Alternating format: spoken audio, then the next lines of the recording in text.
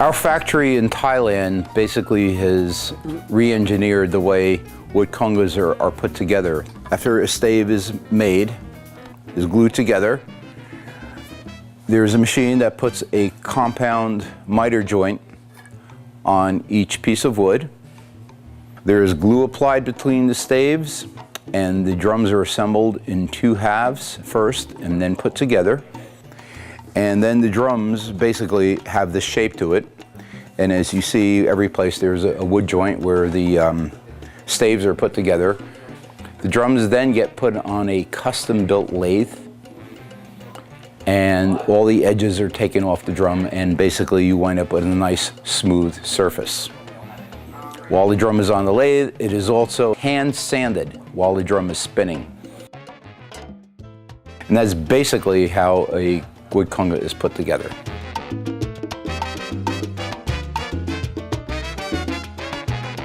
One of the people who would be hanging around my house all the time was Tito Puente. And we decided to make a Latin jazz recording. Just Like Magic was the name of it.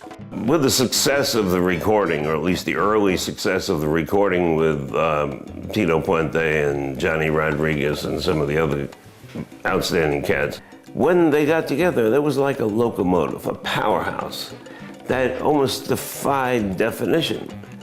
And it's just when they locked together, it was magical.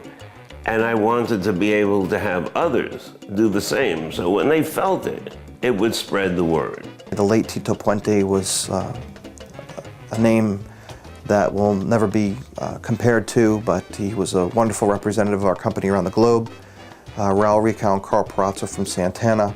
We're very lucky to have these great players on the roster, and we'll continue to sign up new, young, up-and-coming players as well. We believe in giving the young players a chance to become LP and Toca endorsers and to carry the torch of these players who are currently on the roster. That's our investment in the future, and that's what we're proud of doing. One of the three main staples, of course, of the Latin percussion product line, you have congas, bongos, and tamales. And our LP Tito Puente tamales, which have basically been the same except for a few minor tweaks since Martin founded the company, were considered sort of like the drum to use by all the Latin players for all these years. And of course, over this time, as musicians came through, they'd say, well, you know, you guys should change this a little bit, change that a little bit. And so after listening to all these different changes that people suggested over so many years, we decided now was the time to update our Tito Puente tamales. And what you see here is the newest version. This has keyed tuning, which are top tuning. All the heads are below rim level, the heads of the screws, so they no longer interfere with rim shots as the old carriage bolts did. We increased the spacing of the ribs in the front to allow for easier cascara playing. And we also removed some of the mass of the shell, from the shell of the hardware, and we put a new side piece on, which looks very much like our LP conga side pieces, the V shape. And what we wound up with was a livelier sounding shell, a cleaner looking product. We had the drums played on stage by Joe Madera, who's the music director now. And just to hear what they'd sound like with a big band, and of course having the musicians try it, there's nothing like having that done when it comes to getting a product right. As technology advanced, I realized recordings, vinyl or CD, weren't really the medium for teaching, and that video was.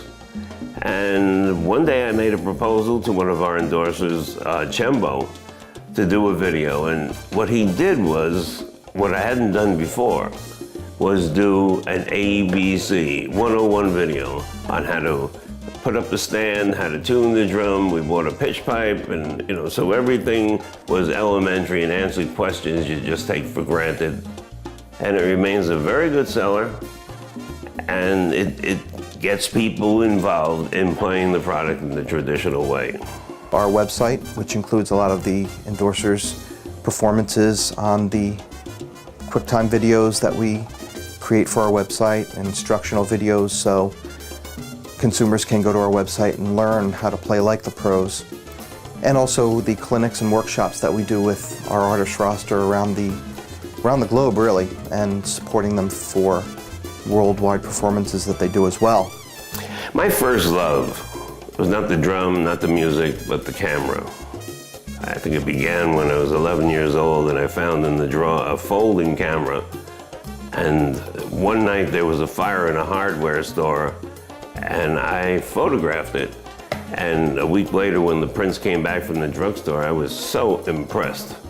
So it continues to be part of the DNA of LP, which makes us a much more graphic company.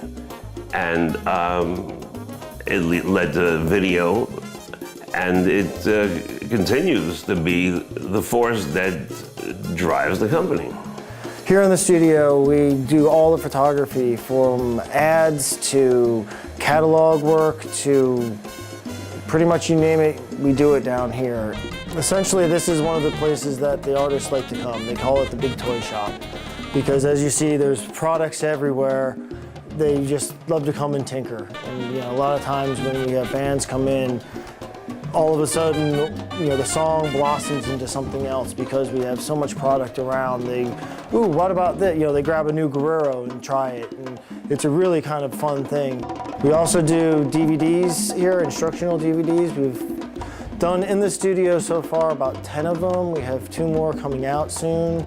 It's actually a really neat project also because it's hand in hand once again with the endorsers, and they're really giving the information that we feel people need to know how to play the instruments. And we do it all in-house, from audio with Pro Tools to video with Macintosh and Final Cut. Another department that falls under the umbrella of the Artist Relations Department is our education program. Memo Acevedo, who is our education program coordinator, is very involved in schools and institutions around the country and around the globe. We're very involved in helping young students learn about percussion, and we do the best we can to also make sure that LP and Toca products are in those schools so the young students growing up have great product to play and learn on. In terms of a recommendation that I would make for those who desire to leave their mark in this world, it's really a maniacal pursuit of a single direction. You can't lose the sense of what you're doing. And it's so easy in an environment where everybody wants to party that sometimes you have to say goodbye. And I think that in doing that, it separates the winners from the losers, because the winner is somebody who will put aside immediate joy and gain for the greater good of tomorrow.